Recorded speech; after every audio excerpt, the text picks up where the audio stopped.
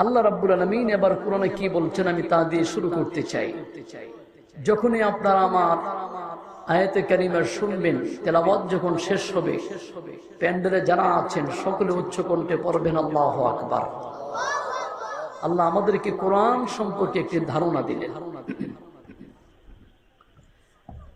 শাহরু রমাদান আল্লাযী উনজিলা ফীহিল কুরআনু হুদাল লিন্নাস।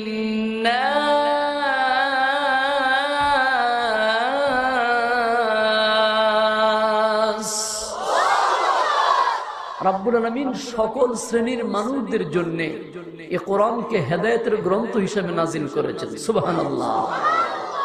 সব শ্রেণীর মানুষ, সব দলের মানুষ।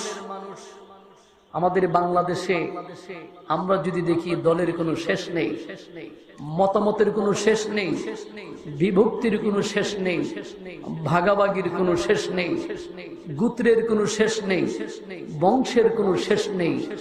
সব শ্রেণীর মানুষদের জন্য একমাত্র হেদায়েতের গ্রন্থের নাম কি?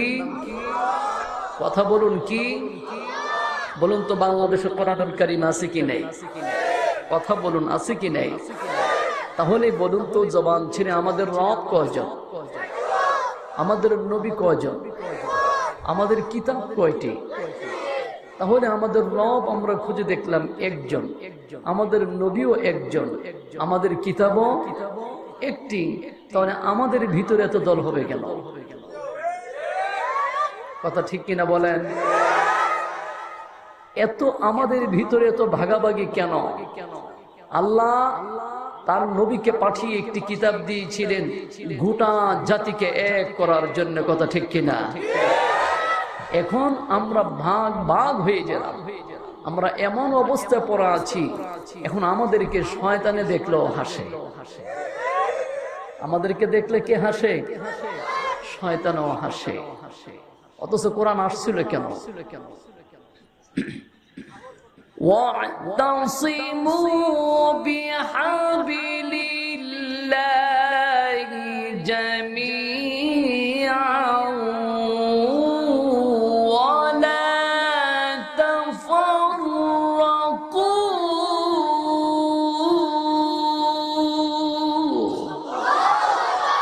4 নং পারা 2 নং পৃষ্ঠা সূরা আলে ইমরান। আল্লাহ রাব্বুল আলামিন বলেন ওয়াতাসিমু বিহাবলিল্লাহ, সবাই মিলে কোরআনকে ভালো করে ধরো। ওয়ালা তাফাররাকু, তোমরা বিভিন্ন ভাবে ভাগ হয়ে যেও না, তোমরা সব একসঙ্গে চলো। এটা আল্লাহর চাহিদা, এটা আল্লাহর বিধান। তাহলে কোরআন আসছে আমাদেরকে একসঙ্গে করার জন্য, আমাদেরকে ভাগাভাগি করার জন্য কোরআন আসে। তা আমরা বুঝতে পারি যারা কোরআন বোঝে না তারা কোরআনের বিরোধিতা করে। কথা ঠিক কিনা দেখেন? যারা কোরআন বোঝে না তারা দলে দলে ভাগ হয়ে যায়। আর যখন মানুষ কোরআনের কথা শুনে, কোরআনের কথা বুঝে, তখন তারা একসঙ্গে হয়ে এই পৃথিবীর মধ্যে আল্লাহর কোরআনের আইন বাস্তবায়ন করতে চায়। এটা অনেকের সহ্য হয় না, এটা অনেকে মানতে পারে না। আজ আমাদের দিকে তাকিয়ে আছে ইহুদ আর নাসারা। তারা দেখেছে মুসলমানদের কাছে যখন একটি হাতিয়ার থাকবে আল কোরআন, ততদিন পর্যন্ত মুসলমানকে ভাগ করা যাবে না। তাদের কিতাবের ভিতরে লেখা আছে সব একসঙ্গে থাকার জন্য। সেই জন্য সেই বাহির থেকে ইহুদ, খ্রিস্টান, নাসারা তারা মুসলমানদের উপরে বিভিন্ন ভাবে ভর করে আজ কোরআনের মাহফিলগুলি বন্ধ করে দেওয়ার জন্য পায়তারা করছে। যেখানে যেখানে কোরআনের মাহফিল হয় সেখানেই সমস্যা হয়, যেখানে নাচ গান হয় সেখানে কোনো সমস্যা নেই। বুঝতে হবে কোরআনের এই আয়াতের অনুবাদ তাদের কাছেও আছে। কোরআনের কথা শুনলে মানুষ একসঙ্গে হয়ে যায়। অতএব যদি তাদেরকে বিভক্তি করতে হয়, কিছু মুসলমানকে আমাদের আয়ত্তাধীন করা লাগবে কিছু টাকা পয়সা দিয়ে। তারা বাহির থেকে টাকা খায়, বাংলাদেশের মুসলমানদের ধর্মীয় যে পরিবেশগুলি, সে পরিবেশগুলিতে তারা আকর্ষণমূলক, তারা ধর্মীয় প্রতিষ্ঠানগুলিতে এবং ধর্মীয় যে পরিবেশগুলি, সেই পরিবেশগুলিতে তারা এমন ভাবে এফেক্ট করে, প্রয়োজনে শুধু মাঠে না সংসদেও আমাদের বিরুদ্ধে কথা বলে।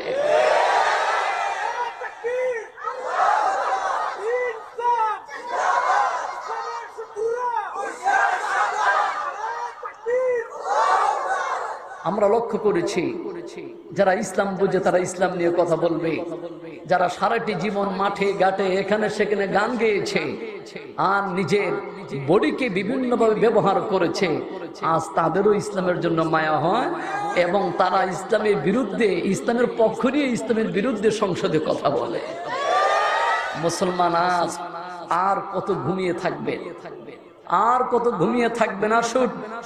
আজ রাজনগর মোহাম্মদিয়া দাখিল মাদ্রাসার ময়দানে যে ঐতিহাসিক তাফসীরুল কোরআন মাহফিল আজ সমাপনী দিবস, আজ হাজারাত উলামা ইকরাম কথা বলবেন, আমিও কথা বলবো ইনশাআল্লাহ। যে জাতির মধ্যে ইসলামের আলো নাই সে জাতি গুমরাহ, সে জাতি কোরআন বোঝে না সে জাতি গুমরাহ, যে জাতি হাদিস বোঝে না সে জাতি গুমরাহ হয়ে যা। যে এলাকার ভিতরে কোরআন হাদিসের চর্চা থাকে না গোটা এলাকা গুমরাহ হয়ে যা। সেই আলোর পথ দেখানোর জন্য আজকের মাহফিল। আল্লাহ যেন আজ এই মাহফিল দিয়ে এলাকার ঘুমন্ত মানুষকে জাগ্রত করে দেন। এলাকার অন্ধকারে যে মানুষগুলি পড়ে আছে আল্লাহ তাদেরকে যেন আলোর পথ দেখায় দেন বলে আমিন। আমি এখন আপনাদের সামনে কিছু কথা বলতে চাই, আপনারা মনোযোগ দিয়ে শুনবেন তো ইনশাআল্লাহ। আপনার কাছ থেকে আসছেন, আমি অনেক দূর থেকে আসছি। আপনাদের বসাটা যখন সুন্দর হবে আমার কাছেও ভালো লাগবে। ভাইয়েরা আমার, বলুন তো এখন সকলে মিলে, এখন দিন না রাত? কথা বলুন, দিন না রাত? বলুন তো সকলে, সিলেটের মানুষের বলুন তো, দিনে বেশি নামাজ না রাতে বেশি নামাজ? কেউ বলছেন দিনে, কেউ বলে রাতে।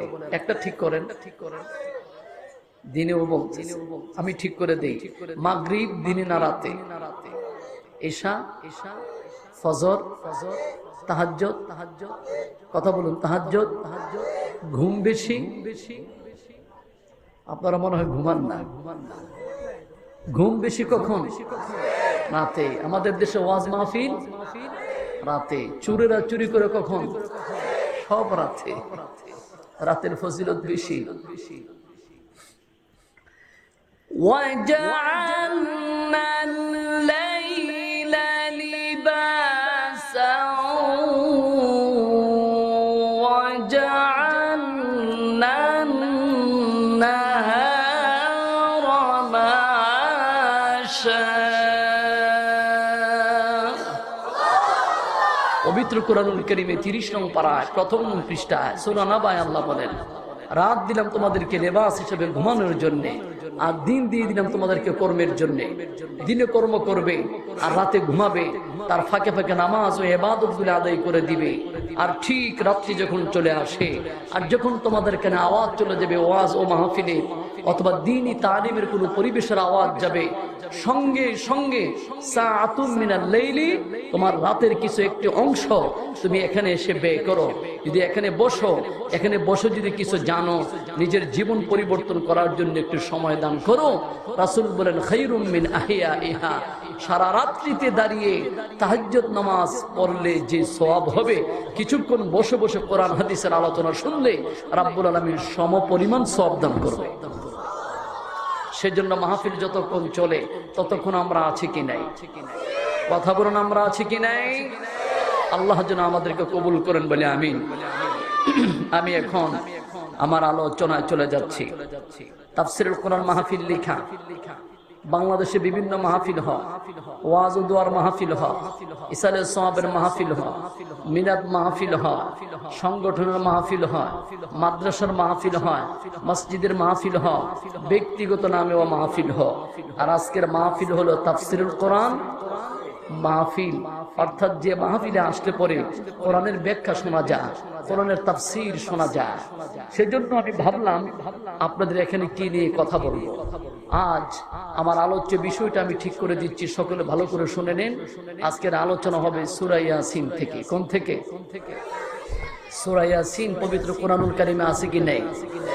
আর আজকের আলোচনা যদিও একটি সূরা থেকে করব, কিন্তু তার বিষয়বস্তু হলো যে এলাকার ভিতরে এলেম নাই, যে এলাকার ভিতরে মুসলমান নেই, যে এলাকার ভিতরে ইমানদার নেই সে এলাকার মানুষদেরকে কি পরিমাণ বোঝাতে হবে এবং তাদের পিছনে কি পরিমাণ মেহনত করতে হবে, এবং মেহনতের ফলে যারা মেহনত করে, যারা বোঝায়, যারা কোরআন হাদিসের বর্ণনা দেয়, তাদের উপর কি পরিমাণ নির্যাতন জুলুম হয়, আজকের আলোচনা থেকে সেটা ফুটে উঠবে।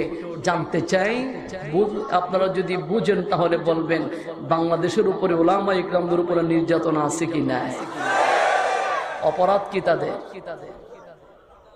তারা ইসলামের কথা বলে, তারা কোরআন হাদিসের কথা বলে, এবং কোরআন হাদিসের কথা বলার কারণে আজ তাদের উপর সর্বোচ্চ নির্যাতন চলছে। কথা ঠিক কিনা? আমরা নাম ধরে ইশারা করতে চাই না, আপনারা বুঝে নেবেন যাদের সবচেয়ে বেশি মেহনত বাংলাদেশে কোরআন নিয়ে, আজ তারা ঘরে না ভিতরে? কথা বলুন আপনারা, তারা কি আজ ঘরে না ভিতরে? আজ নতুন করে যিনি আবার শুরু করেছিলেন উনি কি দেশে না দেশের বাহিরে? বুঝে নিয়ে, এটা আজকের জুলুম না, এটা অনেক আগ থেকে চালু হয়ে আসছে। তবে যদিও তারা নেই, কিন্তু তাদের বংশধররা আছে কি নাই?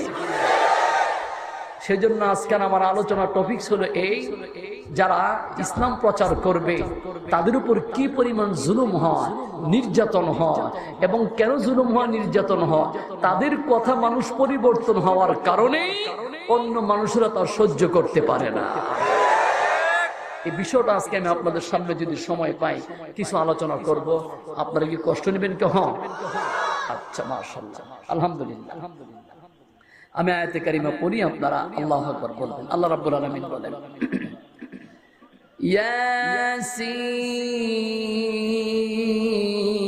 ইয়াসিন ওয়াল কুরআনিল হাকীম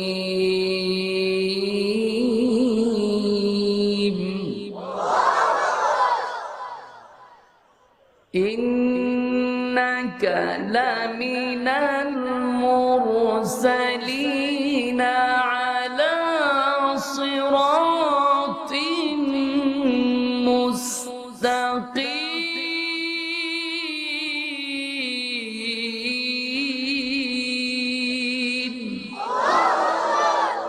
আলোচনাই হলো সূরা ইয়াসিন থেকে।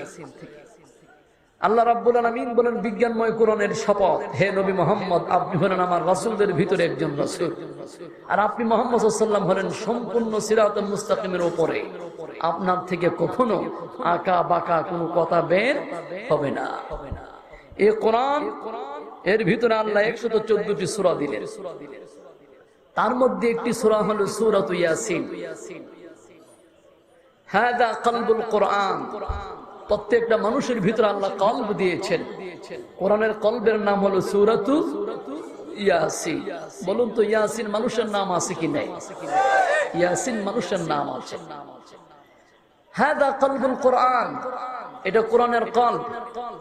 তাফসিরে জালালাইন শরীফের হাসিয়ার মধ্যে খুব সুন্দর করে লেখা আছে, যদি কোন মুসলমান নরনারী সূরা ইয়াসিনকে আমল করে সকাল ও সন্ধ্যায়, যদি নিয়মিত ভাবে সে তেলাওয়াত করে সকাল ও সন্ধ্যায়, সে যদি তেলাওয়াতে অভ্যস্ত হয়ে যায়, যদি সে কখনো কোনোদিন মরে যায়, সঙ্গে সঙ্গে আকাশের ফেরেশতারা বলে, আল্লাহ, তোমার একটি বান্দা ছিল পৃথিবীতে যে তোমার কোরআনুল কারীমের সূরা ইয়াসিন তেলাওয়াত করত, প্রত্যেক দিন সকালবেলা সন্ধ্যাবেলা তেলাওয়াতের সওয়াবগুলো উপরে উঠতো, আমরা দেখতাম। আজ তার সওয়াব আসছে না, ব্যাপার কি? রাব্বুল আলামিন তাদেরকে জানাবে, সে মানুষটি আজ পৃথিবীতে ইন্তেকাল করেছেন। ইন্না লিল্লাহি ওয়া ইন্না ইলাইহি রাজিউন। সব ফেরেশতারা বলবে, আল্লাহ, আপনার কাছে আমাদের একটি দাবি। রাব্বুল আলামিন বলবেন, কিসের দাবি সেটা বলো। দাবি হলো, তোমার এ বান্দা অথবা তোমার এই নেককার বান্দির যখন জানাজা হবে, আমরা ফেরেশতারা তার জানাজা অংশগ্রহণ করব। কোন সূরা? কথা বলুন, কোন সূরা? সূরা ইয়াসিন। এই আমল যে করে তার জানাজায় মানুষেরও অংশগ্রহণ করে, ফেরেশতারাও অংশগ্রহণ করে। তখন রাব্বুল আলামিন বলবে, ঠিক আছে, তোমরা জানাজায় যাবে। আমার ফেরেশতা তো অনেক, কতজন যাবে? সূরা ইয়াসিন পড়তে যতগুলি অক্ষর আছে ততজন ফেরেশতা তার জানাজার মধ্যে অংশগ্রহণ করে। সেজন্য আজ কালবুল কোরআন সূরা ইয়াসিন থেকে কথা বলতে চাই, আল্লাহ যেন আমাদের কলবের ভিতরে তার অবস্থান করে দেয়। বলে আমিন, সবাই জুড়ে বলে আমিন। আমার ভাইয়েরা এবার বলুন আপনারা, এই গ্রামের নাম কি? রাজনগর। এই গ্রামের নাম কি? রাজনগর।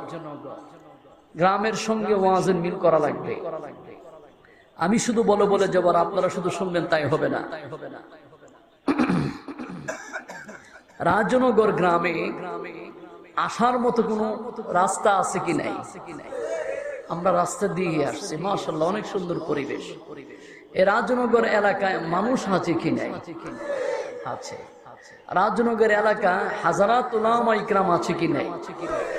রাজনগর এলাকার মানুষের মধ্যে ইসলাম বিতরণ করার মতো মাদ্রাসা আছে কি নাই? আছে।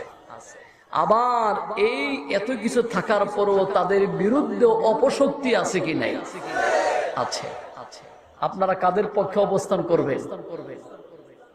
ইসলামের পক্ষে না ইসলামের বিপক্ষে? যদি বলুন কোথায়? ইসলামের পক্ষে। আজ নয়, কাল নয়, সে মুহাম্মদ সাল্লাল্লাহু আলাইহি ওয়াসাল্লাম জন্মগ্রহণ করার প্রায় 600 বছর পূর্বের কথা সূরা ইয়াসিনে আল্লাহ তুললেন। ঈসা আলাইহিস সালাতু ওয়াস সালাম তখন পৃথিবীতে ছিলেন। উনি যখন ছিলেন, উনি হাঁটতে ছিলেন, ঘুরতে ছিলেন, অথবা তিনার কানে কেমন না কেউ এসে খবর দিল, ঈসা নবী, আপনি তো মানুষের কাছে কাছে ইসলাম প্রচার করেন, আপনি তো সারা এলাকার মানুষদেরকে দ্বীনের দাওয়াত দেন, আল্লাহকে চিনিয়ে দেন। কিন্তু ওই যে একটি এলাকা, সে গহীন এলাকায় অনেক মানুষ বাস করে, একটি শহর, সে শহরের ভিতরে কোনো আলেম নাই, কোনো মুসলমান নাই, কোনো ইমানদার নাই। তা আপনি নবী পৃথিবীতে থাকা অবস্থা যদি ওই এলাকার মানুষ ইসলামের দাওয়াত না পায়, আল্লাহর কাছে আপনি কি জবাব দিবেন? সুবহানাল্লাহ। ঈসা নবী বললেন, তাহলে ঠিক আছে, আমি সে এলাকা, আমি লোক পাঠাচ্ছি, আল্লাহ যেন তাদের মেহনতের ফলে সে এলাকা যেন ইসলামের কাজ বৃদ্ধি করে দেয়। ভাইরা আমার, সে এলাকাটির নাম ছিল, সকলে মনে রাখবেন, এবং তাফসিরে জালালাইন শরীফের ভিতরে আসছে, সে মহল্লাটির নাম ছিল ইনতাকিয়া। বলুন তো কি? মনে রাখেন, ইনতাকিয়া। আর বাংলাতে লেখে ইনতাকিয়া, বাংলাতে হলো ইনতাকিয়া। এটা কি আমাদের নবীর জন্মগ্রহণ করার পরে না আগে? কথা বুঝতেছেন না মনে হয়? আগে না পরে? কত আগে? প্রায় 600 বছর আগে। ঈসা নবীর কাছে যখন আওয়াজ আসলো, এলাকার মানুষেরা বুঝে না, ইসলাম জানে না, জাহান্নামের যাত্রী, সঙ্গে সঙ্গে উনি 2 জন ব্যক্তি সেখানে পাঠালেন। কতজন? আল্লাহ বলেন, وَضَرِبْ لَهُم مَّثَلًا أَصْحَابَ الْقَرْيَةِ إِذْ جَاءَهَا الْمُرْسَلُونَ।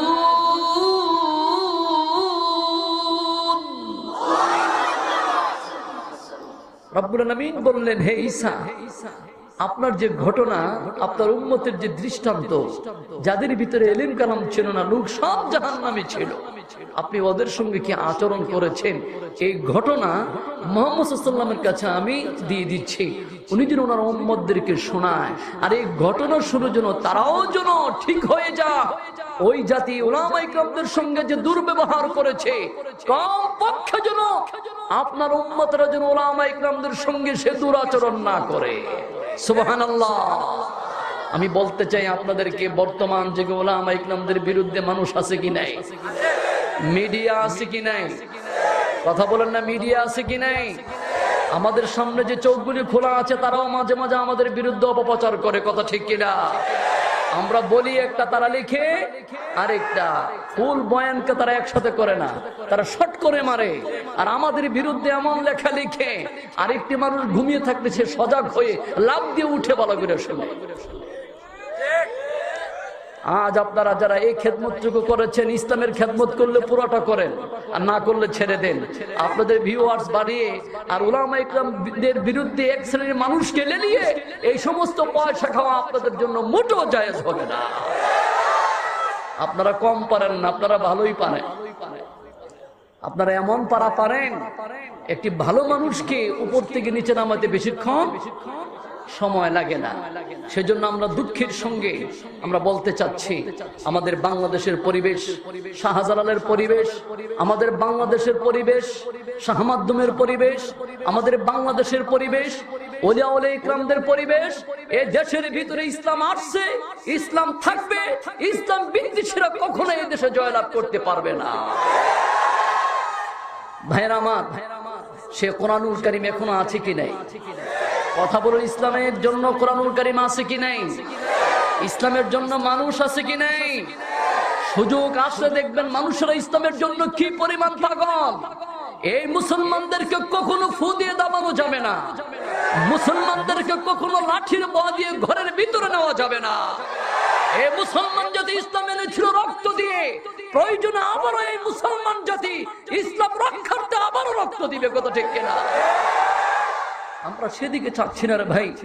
আমরা চাচ্ছি আমি কেমন করে ভালো থাকি, আমরা চাচ্ছি আমি কেমন করে ভালো থাকি, আরেকজনকে কিভাবে চাপায়া দেব, কিভাবে দাবায়া দেব না। যদি সত্যিকারী অর্থে কোন ব্যক্তি যদি কোন ব্যক্তির বিরুদ্ধে আত্মাজের উপরে কথা বলে, তার বিচার আল্লাহ যে কত কঠিন করে সূরা ইয়াসিনের ভিতরে সব দেওয়া আছে। আমি একটু সময় পেলে সব খুলে খুলে বলবো। আপনারা কি কষ্ট নেবেন আমার প্রতি? আপনারা তাহলে যদি কষ্ট না নেন, বলুন তো দেখি, সেই গ্রামটি, এলাকাটির নাম কি ছিল? বলেছিলাম যে ইনতাকিয়া, আরবিতে ইনতাকিয়া, বাংলা হলো ইনতাকিয়া। এই মাদ্রাসায় কিতাব পড়ানো হয়, কওমি মাদ্রাসায় কিতাব পড়ানো হয়, আলিয়া মাদ্রাসায় কিতাব পড়ানো হয়, দেশের সব দেশের ভিতরে কিতাবটা পড়ানো হয়। তাফসিরে জালালাইন শরীফ, সেখানে খুলে এই আয়াতের ব্যাখ্যা যে খুলেন আপনারা পেয়ে যাবেন। আমার ভাইয়েরা, হযরত ঈসা আলাইহিস সালাতু ওয়াস সালাম আল্লাহ রাব্বুল আলামিনের কাছে বলেন, আল্লাহ আমার পাশে বিশাল একটি দেশ, আমার পাশে বিশাল একটি এলাকা, যে এলাকার মানুষ ইসলামের সন্ধান পায়নি, যে এলাকার মানুষ এখন পর্যন্ত ঈমান আনেনি, যে এলাকার নাম হলো ইনতাকিয়া। শতে শতে মানুষ, হাজার হাজার মানুষ বেঈমান হয়ে আছে, মূর্তির পূজা করে। আল্লাহ তোমাকে চিনে না, তোমার রাসূলকে চিনে না। ও রব্বুল আলামিন, তাদের জন্য আমার মায়া হয়, তাদের জন্য আমার মহব্বত হয়। আমি দুইজন ব্যক্তিকে সেনাকার জন্য পাঠানোর জন্য আমি চেষ্টা করেছি। আল্লাহ মেহেরবানি করে দুইজনকে কেন্দ্র করে সারা এলাকার সব মানুষদেরকে আল্লাহ তুমি মুসলমান বানিয়ে দাও। সুবহানাল্লাহ। আল্লাহ আমি পাঠাচ্ছি দুইজন ব্যক্তি। অথবা নবী আল্লাহর কাছে বলেছেন, আল্লাহ ওই এলাকায় তুমি রাসূল পাঠাও দুইজন, যাতে করে এলাকার মানুষ গুমরা না হয়, যাতে এলাকার মানুষ পথ হারা না হয়, যাতে এলাকার মানুষ জাহান্নামী না হয়, যাতে করে এলাকার মানুষগুলি কিয়ামতের মাঠে আসামি হয়ে জাহান্নামের ভিতরে না ঢুকে।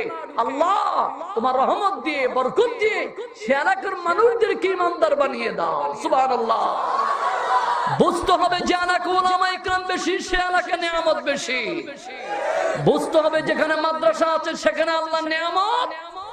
বুঝতে হবে যেখানে বড় বড় হক্কানি উলামা ইকরাম আসে সেখানে আল্লাহর নিয়ামত।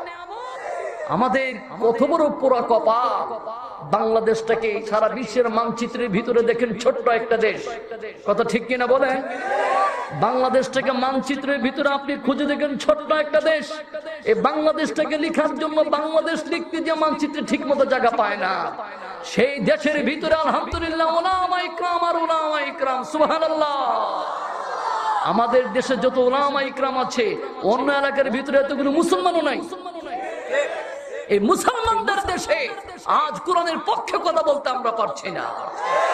মুসলমানদের দেশে আজ মাহফিল করতে পারছি না।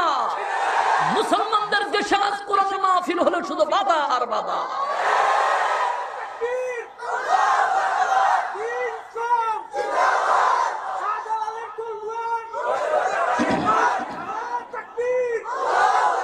ভাইরা, এটা আল্লাহর পক্ষ থেকে গজব এসে যাবে, আপনি টেরও পাবেন না। আপনার কাছে ভালোই লাগে, এটা আপনার জন্য একটা গজব হবে, শুধু আপনি না গোটা এলাকার জন্য গজব হবে। কখন হবে টের পাবেন? আসলে পরে। ভাইরা আমার, ঈসা আলাইহিস সালাম আল্লাহ রাব্বুল আলামিনের কাছে দোয়া করলেন, إذ أرسلنا إليهم اثنين فكذبوهما فعززنا بثالث فقالوا إنا إليكم مرسلون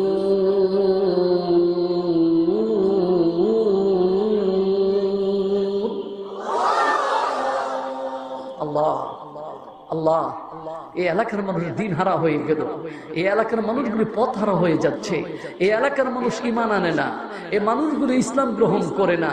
আমরা তো একটা না একটা পথ পেয়েছি, জীবনে একবার দাওয়াত পেয়েছি, কম করে একবার পড়েছি, পড়ুন লা ইলাহা, সবাই পড়ুন না, লা ইলাহা ইল্লাল্লাহু মুহাম্মাদুর রাসূলুল্লাহ সাল্লাল্লাহু আলাইহি ওয়াসাল্লাম। আমরা তো কম করে এই শব্দটা উচ্চারণ করতে পেরেছি। রাসূল বলেছেন এইটাও যদি কেউ পড়ে, এইটার খাতিরেও কিয়ামতের মাঠে আল্লাহ তাকে জান্নাত দান করবে। একটু পরে যাবে, এত তাড়াতাড়ি না, অনেক কিছু ভোগার আছে। কিন্তু যে মানুষটা এই কালিমাটাই পড়তে পারেনি, ঈসা নবীর একটু মায়া লেগে গেল। আল্লাহ আল্লাহ, আপনার কাছে নবীর অভাব নেই, আপনার কাছে রাসূলের অভাব নেই। ওই এলাকার মানুষগুলি দুষ্ট হয়ে গেছে, এদেরকে সংশোধন করার জন্য দুইজন রাসূল পাঠান। সুবহানাল্লাহ বলবেন না? ভাইরা আমার, আল্লাহ রাব্বুল আলামিন দোয়াটা কবুল করলেন। আল্লাহ রাব্বুল আলামিন সে এলাকার মানুষের মুক্তির জন্য, হেদায়েতের জন্য, গোটা এলাকার ভিতরে একজন ইমানদার বানানোর জন্য, মুসলমান বানানোর জন্য দুইজন রাসূল পাঠালেন। একজন রাসূলের নাম হলো সাদিক, আরেকজন রাসূলের নাম হলো সাদুক। এই দুইজন রাসূল সেখানে পাঠালেন। দুইজন রাসূল মিলে ইনতকিয়া এলাকার ভিতরে ঢুকলেন। ঢুকার পরে গ্রামের পশ্চিম প্রান্ত থেকে দাওয়াতি কাজ শুরু করলেন। পূর্ব প্রান্ত পর্যন্ত চলে গেলেন, দক্ষিণ প্রান্ততে দাওয়াত শুরু করলেন, উত্তর প্রান্তে চলে গেলেন।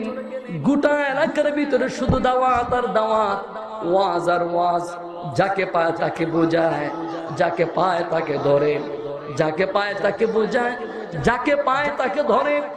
আর বলে আল্লাহ ছাড়া কোনো উপায় নেই, রাসূল ছাড়া কোনো পথ নেই। আর আল্লাহর কোরআন পড়ো, নবীজির হাদিস পড়ো। এমন ভাবে যখন যাদেরকে বোঝানোর চেষ্টা করলো, সঙ্গে সঙ্গে কোন লোক তাদের ইসলাম গ্রহণ করে নাই। এমন বয়সের একটা বৃদ্ধ মানুষ তাদের চোখের সামনে পড়ে যায়। লোকটির বয়স হলো 70। সে দাঁড়িয়ে বলল, তোমরা কে? হঠাৎ করে আমার আল্লাহর দাওয়াত নিয়ে এলাকার ভিতরে ঢুকলা। সুবহানাল্লাহ। তোমরা কে? তোমাদের পরিচয় কি? কি দাওয়াত দিচ্ছ আল্লাহর? কি দাওয়াত দিচ্ছ জান্নাতের? কি দাওয়াত দিচ্ছ জাহান্নামের? তোমাদের পরিচয় কি বলো? কতগুলি বর্ণনা এখানে আসছে, একাধিক বর্ণনা তাফসিরে জালালাইন শরীফের ভিতরে আসছে। তিনজন রাসূল খুব সুন্দর করে দুইজন রাসূল বললেন, আমরা অন্য কেহ না, আমরা সবাই হলাম মুরসালুন, আল্লাহর পক্ষ থেকে আল্লাহর জমিনে ইসলামের কাজ বাস্তবায়ন করার জন্য দুইজন রাসূল। সুবহানাল্লাহ।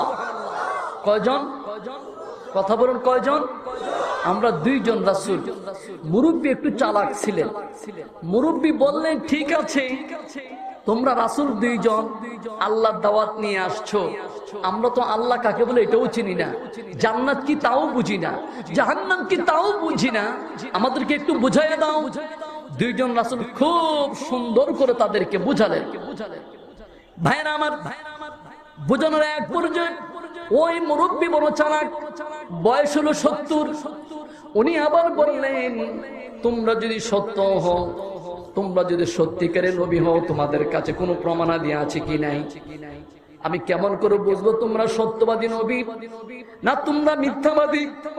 আমরাও তো একটা ধর্মে আছি, আমরাও একটা বিশ্বাসে আছি। আর তোমরা দুইজন আল্লাহর দাওয়াত নিয়ে আসছো, জান্নাতের কথা বলো, জাহান্নামের কথা বলো। সত্যি তোমরা যদি নবী হও, তোমাদের কাছে কোনো প্রমাণাদি আছে কি নাই? দুইজন রাসূল সুন্দর করে দাঁড়ায় বললেন, আমাদের কাছে প্রমাণাদি আছে, আমরা যদি আমাদের প্রভুর কাছে কোনো জিনিস চাই, আমাদের প্রভু সঙ্গে সঙ্গে আমাদেরকে তা দান করে।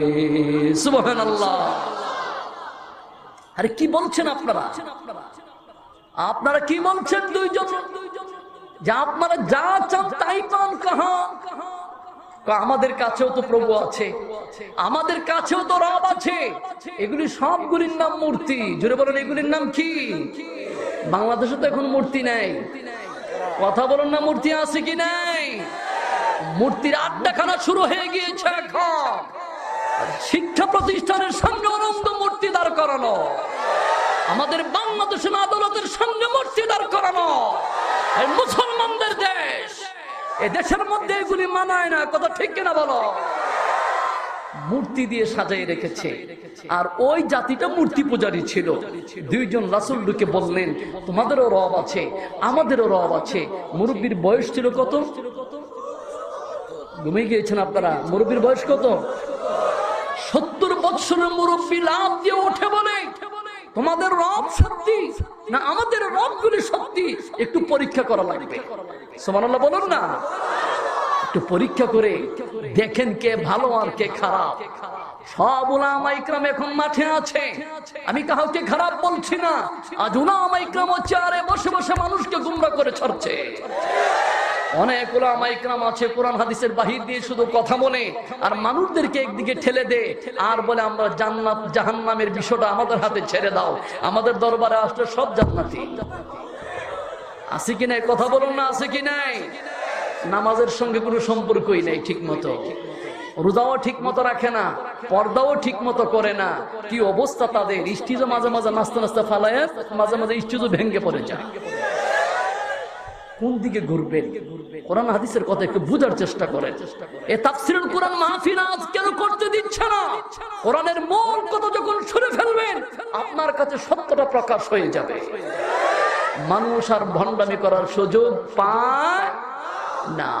বলুন তো, মুরব্বীর বয়স কত? 70। এই মুরব্বী দুজন রাসূলকে বললেন, আপনি ইসলামের দাওয়াত নিয়ে আসলেন, ইসলাম কি? উনি বললেন, ইসলাম হলো শান্তির ধর্ম। বললেন, ইসলামের রব কে? আল্লাহ। আল্লাহ কে? তোমাকে যিনি, তোমাদেরকে যিনি সৃষ্টি করেছেন, আমাদের স্রষ্টা যিনি, তিনি আল্লাহ। এরপরে বললেন, তোমাদের আল্লাহ কি জানে, কি দিতে পারে? মুরব্বীর কথা হলো, আমি পরীক্ষা করব, আমাদের রব হলো মূর্তি আর উনাদের রব হলো আল্লাহ, দেখি আমাদের রব কি পারে আর উনাদের রব কি পারে। সুবহানাল্লাহ বলবেন না? আমাদের রব কোনো কিছু করতে পারে কিনা? কিছু করতে পারে না মনে হয় আমাদের রব। কেমন সময় লাগে? ইযা ক্বাদা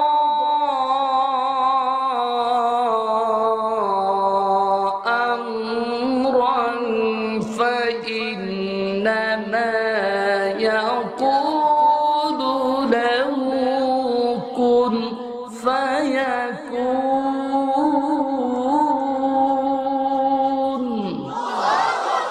আল্লাহর সময় এতটুকু রাখে। আল্লাহ যদি কোনো জিনিস করতে ইচ্ছা করে, সঙ্গে সঙ্গে হয়ে যা।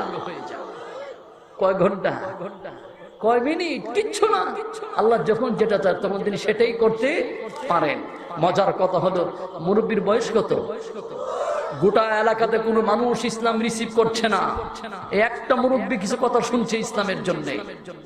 গোটা এলাকার মানুষও যদি ইসলাম বিদ্বেষী হয়ে যায় আর একটি মানুষ যদি ইসলামের পক্ষে থাকে, আল্লাহ তার পক্ষে অবলম্বন করে। কত ঠিক কিনা? সেই মুরব্বীটা নেমে আসলেন। আমার ভাইয়েরা, সেই মুরব্বী নবীদের সামনে দাঁড়িয়ে গেলেন আর বললেন, আপনারা দুইজন আল্লাহর পয়গম্বর বলে দাবি করেছেন, আপনাদের রব কি জানে, আপনাদের রব কি পারে আমাদেরকে একটু দেখাতে হবে। আর যদি তাই জানে আর আমাদের চোখে যদি ধরা পড়ে, কিন্তু কি এলাকার কোন মানুষ ইসলাম গ্রহণ করুক আর না করুক, আমি মুরব্বী ওয়াদা দিলাম, গোটা এলাকার মধ্যে আমি একজন মুসলমান হয়ে যাব। সুবহানাল্লাহ। ইসলামের দাওয়াতের ফসল এটাই, ইসলামের দাওয়াতের ফসল এটাই হবে, মাদ্রাসার ফসল এটাই হবে, হাক্কানি উলামা ইকরামদের দাওয়াতের ফসল। সব মানুষও যদি ইসলাম না বুঝে, একটি মানুষও যদি এখানে বুঝে, এক মানুষকে কেন্দ্র করে গোটা এলাকার ভিতরে ইসলামের বাতি জ্বলে উঠবে। আমরা সেটাকেও আজ নিভাইয়ে দিতে চাই। মনে রাখো, যারা নিভাতে চায় তারা নিভিয়ে যায়, কিন্তু যারা যাদেরকে নিভাইতে যায় তারা কখনো নিভে না। আমার রাসূলকে বলেছিল, ইন্না শানিআকা হুয়াল আবতার, হে মুহাম্মদ তুমি হলো লেজ কাটা, তোমার বংশের ছেলেরা একজনও টিকে না, কোন একটা সময় আসবে তোমাকে নেওয়ার মতো কেউ থাকবে না। আমার আল্লাহ বলেছে আমার মুহাম্মদ লেজ কাটা না। আমার মুহাম্মদকে যারা লেজ কাটা বলে তাদের লেজ কেটে যাবে, আর আমার মুহাম্মদ কিয়ামত পর্যন্ত পৃথিবীতে থাকবে। কথা ঠিক কিনা? ভাই জবান ছেড়ে বলুন, আবু জাহেল আছে কি নাই? আবু জাহেল ব্যক্তি হিসাবে এখন আছে? আবু লাহাব আছে? আবু লাহাবের নামে কোন ব্যক্তির নাম আছে? কিন্তু মুহাম্মদের নাম আছে কিনা? মুহাম্মদকে রক্ষা করেছে কে? হাজার হাজার লক্ষ লক্ষ মানুষ মুহাম্মদকে দাফন করার চেষ্টা করেছে। রাব্বুল আলামিন নিজ দায়িত্ব নিয়ে সব কাফের বেঈমানকে দাফন করে দিয়েছে। এখন তো আমরা যা দেখেছি, এখন তো ইসলামের বিজয়ের সময়। সুবহানাল্লাহ। কিসের সময়? আপনার ইতিহাস জানেন, একটু পড়েন। ইসলামের শেষ যুগে, দুনিয়ার শেষ যুগে ইসলাম বিজয় হবে। ইমাম মেহেদী সাহেব আসবে। সুবহানাল্লাহ বলবেন না? ঈসা নবীও আসবে। এখন তো ইসলাম বিজয় হওয়ার সময়। আমরা কি করছি? দিশাহারা হচ্ছি কেন? দেখি বলি, আপনারা বলুন তো, মুরব্বীর বয়স কত? মুরব্বী বলে, তোমাদের রবের কথা আমি বিশ্বাস করব, তোমাদের কথা বিশ্বাস করব, তোমাদের রব কি আসলে কিছু পারে? দুজন নবী বলেন, হ্যাঁ পারে। একটু সামনাসামনি পরীক্ষা করি দেখি। আমাদের রব তো মূর্তি, বাপ দাদার আমল থেকে দাঁড় করিয়ে দিয়েছি।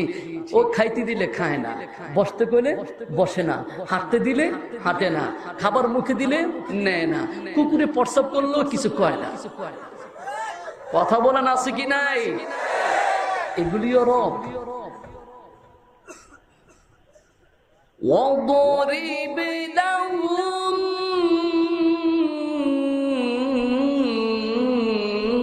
مَثَلًا أَصْحَابَ الْقَرْيَةِ إِذْ جَاءَهَا الْمُرْسَلُونَ।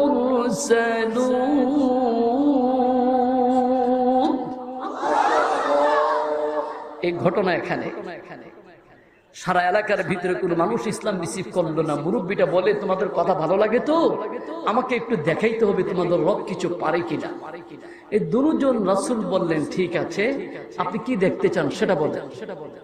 ভাইয়েরা আমার, তাফসিরে জালালাইন শরীফের ভিতরে আসছে, মুরব্বীর বয়স ছিল 70।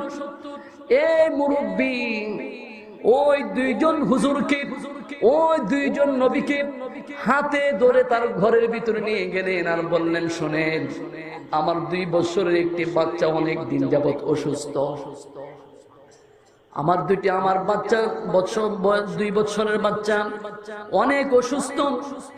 আমি কতবার মূর্তির সামনে এনেছি, মূর্তির মাথার মধ্যে, মূর্তির গায়ের ভিতরে অনেক কিছু আমি দিয়ে আমার বাচ্চাকে দিয়েছি, কোনো কাজ হলো না। আমার বাচ্চাটা হলো অন্ধ, আমার বাচ্চাটা হলো কুষ্ঠরোগী। তোমাদের রবের কাছে আমার বাচ্চার জন্য দোয়া করো। তোমাদের দোয়ার পরে যদি আমার বাচ্চাটা সুস্থ হয়ে যায়, আমি বুঝে নেব তোমাদের রব ঠিক। ওই দুইজন রাসূল সঙ্গে সঙ্গে আল্লাহর দরবারে দোয়া করেন, আল্লাহ, আমরা এই এলাকার ভিতরে ইসলামের দাওয়াত দেওয়ার জন্য আসছি, তারা ইসলাম বুঝে না। সর্বপ্রথম আল্লাহ সে মনে ইসলাম গ্রহণ করবে। রব্বুল আলামিন তার বাচ্চাকে তুমি এখন সম্পূর্ণ সুস্থ করে দাও। সুবহানাল্লাহ। তাফসিরে জালালাইন শরীফের ভিতরে আসছে, যখন দোয়া করেছে তার 2 বছরের বাচ্চা সম্পূর্ণ সুস্থ। আরো জোরে, আরো জোরে। আমাদেরকে অসুস্থ থেকে রক্ষা করার মালিককে আল্লাহু শাফি। এই যে দোয়া পড়েন, আল্লাহু শাফি, আল্লাহু মাআফি, আল্লাহু কাফি। এই যে দোয়াগুলি পড়েন, এর অর্থ হলো আল্লাহু শাফি। যত বড়ই কঠিন রোগে আপনি পড়ুন না কেন, আপনাকে এই রোগ থেকে মুক্তি দেওয়ার মালিক কে? মুরব্বী যখন দেখলো দোয়া করতে দেরি, বাচ্চা সুস্থ হতে আর দেরি নেই, মুরব্বী অপেক্ষা না করে কালিমা পড়ে ফেলেছে। মেহনতের ফসল। আজ আমরা মেহনত করতে পারছি না, কথা ঠিক কিনা? আজ হক্কানি উলামা ইকরামদেরকে আমরা চেয়ারে বসাইতে পারছি না, আজ তাদের মুখ থেকে কথা শুনতে পাচ্ছি না। আমাদের অন্তর কেঁপে ওঠে, আমাদের ভয় হয়, না জানি শীত তো কি আর আযাব আমার দেশের উপর নামে কিনা, কথা ঠিক কিনা?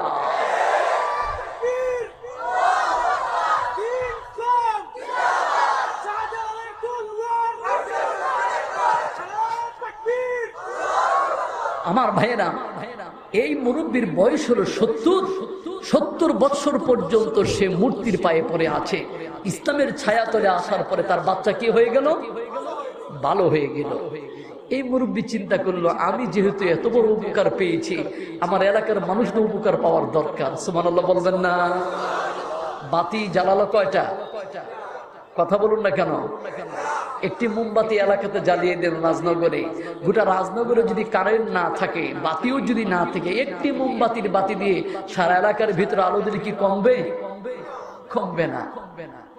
মুরব্বী আবার ওবায়দুল রাসূলকে বললেন, শুরু আপনারা আসলে সত্যবাদী, আপনাদের রব সত্য, আমাদের রব কোনো সত্য নয়। এখন থেকে আমি আপনাদের সঙ্গে আছি, আপনারা কাজ করেন। আমাদের এলাকার মধ্যে অনেক অন্ধ রোগী আছে, আমাদের এলাকার মধ্যে অনেক কুষ্ঠ রোগী আছে। সব রোগীগুলি যদি আপনারা আপনার প্রভুর কাছে দোয়া করে ভালো করে দিতে পারেন, অল্প সময়ের ভিতরে গোটা এন্তকিয়ার মানুষেরা ইসলাম গ্রহণ করে ফেলবে। এবার দুজন রাসূল ওই ঘরে যায় দোয়া করে ভালো হন, ওই ঘরে যায় দোয়া করে ভালো হন, ওই ঘরে যায় দোয়া করে ভালো হন।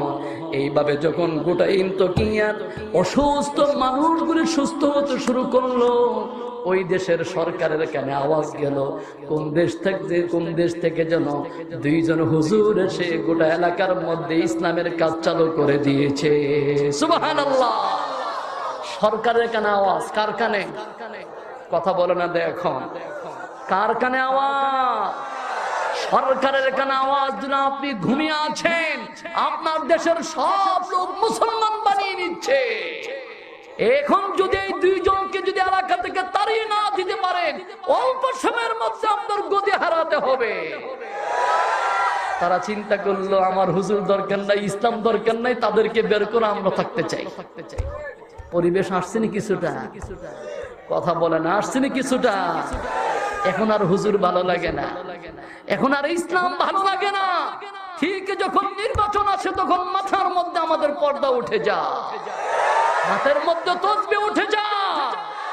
5 বছর পরে ক্ষমতা আসার জন্য আমরা তখন সেগুলি ব্যবহার করি, এগুলি আমাদের 12 মাস ব্যবহার করতে হবে, কথা ঠিক কিনা? ভাইরা আমার, সরকারকে পরামর্শ দিলে 2 হুজুর আসছে। কয় হুজুর? এলাকার নাম কি? কথা কয় না, এলাকার নাম কি? আরে আপনারা খুলে দেখেন না, তাফসিরে পেয়ে যাবেন দুইগুলি। কিন্তু কি এর মানুষ বলে 2 হুজুরকে একটু দেখা লাগবে। এই যে ভিড় জমা, এই ভিড় দেখে সরকারের মাথা নষ্ট। কার মাথা নষ্ট? এই 2 হুজুর কোত্থেকে আসলো? যেটা দোয়া করে এইটাই কবুল, যেটা দোয়া করে এইটাই কবুল। আমাদের দেশে তো এইটাই চলছে এখন। হুজুর স্টেজে আসলে পাবলিকে জায়গা দেওয়া যায় না, শেষ পর্যন্ত হুজুর দেশে থাকতে পারবে না। বিদেশে যাইও তো এইরকমই। আলহামদুলিল্লাহ বলেন না কেন আপনারা? আমি কারো নাম নিয়েছি? কারো নাম নেই। ইসলামের বিজয়। কিসের বিজয়? বুঝতে হবে কিসের বিজয়। জাআল হক ওয়া যাহাকাল বাতিল, সত্য এসেছে, মিথ্যা ধূলিসাৎ হয়ে যাবে। এখানে নাচ গান দিয়ে, টেলিভিশন দিয়ে, নর্তকী দিয়ে সারা দেশের মধ্যে ফ্রিও যদি মানুষকে দেখানো হয়, মানুষ সেইগুলিকে বর্জন করে এখন কোরআনের কাছে আসতে চায়, কথা ঠিক কিনা? আমরা বুঝি না, আমাদের বুঝ হয় না। 2 নবী এলাকায় ঢুকছে, গোটা এলাকার মানুষ কাঁপছে। ব্যাপার কি? ওরা কে রে? খবর শোনার চেষ্টা করেন। এই হলো আয়াত। ইদ আরসালনা ইলাইহিম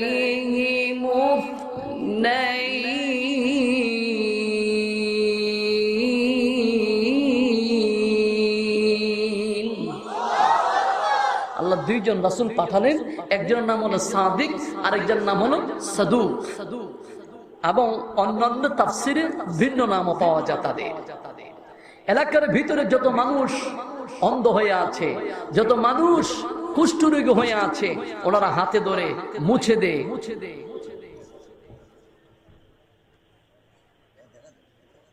ওনারা হাতে ধরে মুখে ধরে মুছে দে, সব সুস্থ হয়ে যায়। সর্বশেষে সব মানুষ দেখলো, মানুষ তো এদের কথা শুনে ইসলাম গ্রহণ করবে, এই হুজুরদের দল বড় হয়ে যাবে, হুজুর দুইজনকে ধরার দরকার। সরকারের কাছে খবর দিল, সরকার আপনি দুইজনকে দেখেন। সঙ্গে সঙ্গে 144 দ্বারা জারি করে 2 হুজুরকে গ্রেফতার। কয় হুজুর? একজনের নাম সাদিক আর একজনের নাম কি? সাদুক। তাফসীরে কিতাবে আসছে একজন নাম সাদিক আর একজন নাম কি? সাদুক। এই 2 হুজুরকে গ্রেফতার করলো কে? ওই দেশের সরকার। দেশের নাম কি? ইনতাকিয়া।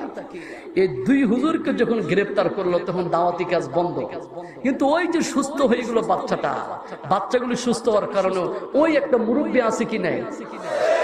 এই মুরব্বী বলে ওনারা জেলখানায় থাক, সমস্যা নাই, আমি তো আছি, যদি ওনাদের কোনো সমস্যা হয় আমি সবার আগে জীবন দিয়ে তাদেরকে রক্ষা করব। হক বুঝেন। وَجَاءَ مِنْ أَقْصَى الْمَدِينَةِ رَجُلٌ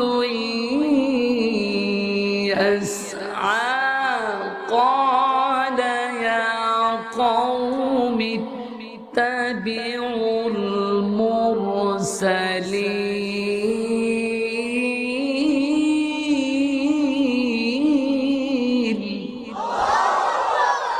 এই লোকের নাম ছিল নাজ্জার। মুসলমান হয়ে গেল, তার নাম হলো হাবিবে নাজ্জার। সে একেবারে শহরের সীমান্ত এলাকায় সে বাস করত। সে যখন দেখেছে 2 জন নবীকে জেলে ঢুকাই ফেলছে, উনি যেভাবেই হোক লোক মারফতে ঈসা নবীকে আবার লোক পাঠিয়ে দিল, আপনার 2 প্রতিনিধি এই দেশের সরকার কোথায় রাখছে? কথা বলেন না কেন? বাংলাদেশে তো জেলখানা নাই, আসেনি বড় বড় আল্লাহর ওলিদের ভিতরে? কথা বলুন, আছে কি নাই? আমরা কোথায়? ভালো করে মনে রাখা উচিত, এই লোকগুলি পূর্ব থেকেই জেল খেটে আসছে। এটা নবীদের সুন্নত ছিল। যত বড় মাপের ইসলামী ব্যক্তিত্ব ছিল তাদের জীবনটাই গড়েছে জেলখানা দিয়ে। আমরা পারি নাই, এই জন্য বাহিরে। এটা আমাদের ব্যর্থতা, আমাদেরও যাওয়ার দরকার। এই সুন্নত আমাদের পালন করার দরকার আছে না? ঘরে সুন্নত না পালন করলাম, লাউ খাইলাম, মেসোয়া করলাম, ভিলাগুলো নিলাম, দেখো সহজ সুন্নত। এটার জন্য তো আর ওইদিকে যাওয়া লাগে না। দুইজন রাসূলকে আটকে ফেললেন, ঈসা নবী পর্যন্ত খবর দিলেন। ঈসা নবী গো কি আপনার ইসলামের কাজ বন্ধ করে দিচ্ছে এই দেশের সরকার, কাজ করেন কি আরেকজন পাঠান। সুবহানাল্লাহ বলবেন না আপনারা? তাহলে একজন গেলে আরেকজন, কথা বুঝে না কিন্তু এখন। একজন গেলে আরেকজন, ও গেল আরেকজন, সে গেল আরেকজন। ইসলাম কখনো কোনোদিন শেষ হওয়ার না। যাকে টার্গেট করবেন সেও চলে যাবে, তারপর আরেকজন, সেও চলে যাবে, তারপর আরেকজন, সেও চলে যাবে, তারপর আরেকজন। এক মুফাসসির আটকে থাকতে পারে, লক্ষ মুফাসসির বাংলাদেশের জায়গায় জায়গায় আছে কিনা?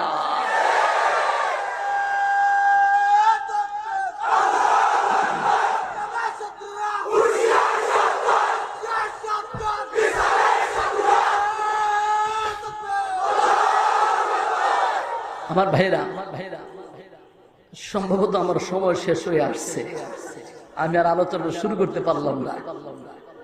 দেখা যেত 3 নম্বর ব্যক্তিটা কি করে, এরপরে সরকার কি করে, এরপরে কি হয়, এদের উপরে এই নির্যাতন করার পরে আল্লাহ কি করলো, সবটা রেজাল্ট এখানে দেওয়া আছে। আমি আপনাদেরকে বলি, সকলে বলেন তো এক আওয়াজ দিয়ে, আমরা কাকে খুশি করতে আসছি? আরো জোরে কাকে? আল্লাহকে খুশি করতে হলে আল্লাহর মতো করে চলতে হবে। এখানে আমার আপনার মতো করে চলার কোনো সুযোগ নেই। সেই জন্য এটা মাদ্রাসার মাহফিল, মাদ্রাসার ময়দানের মাহফিল। আমি আপনাদের কাছে সেই বিষয়টি আলোচনা করার জন্য সর্বোচ্চ চেষ্টা করেছিলাম।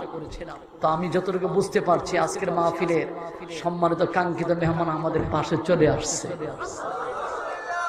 আপনারা খুশি না বেজার? অল্প কিছুক্ষণের মধ্যে উনি স্টেজে চলে আসবে। আপনারা খুশি না বেজার? আমার এদিকে একটু তাকান। আপনারা আল্লাহকে খুশি করার জন্য আসছেন। কতটুকু খুশি করতে পারেন জানি না। আমি একদিন দূরের মানুষ, আমি মুসাফির মানুষ, আপনাদের এলাকায় কখনো আসিনি। তবে আমি বড় লেখায় মৌলভীবাদ, এই জুরি, তারপরে বিয়ানী বাজার ওই সাইডে খুব আসি। এলাকার ভিতরে গত বছর আজারি ভাইয়ের সাথে প্রোগ্রাম ছিল, এবছর এখানে আসছি। আরো আশপাশ থেকে অনেকে চাচ্ছে আসবো, ইনশাল্লাহ আপনারা যাবেন। তবে আমার কয়েকটি কথা রাখা লাগবে। আমার এইদিকে দেখান তো, এখানে কয় হাত? কয় হাত? অনেকে বলছেন 5 হাত। কয় হাত? 1 হাত। আঙ্গুল কয়টা? এত সুন্দর আয়োজন আপনাদের, এত সুন্দর পরিবেশ আপনাদের।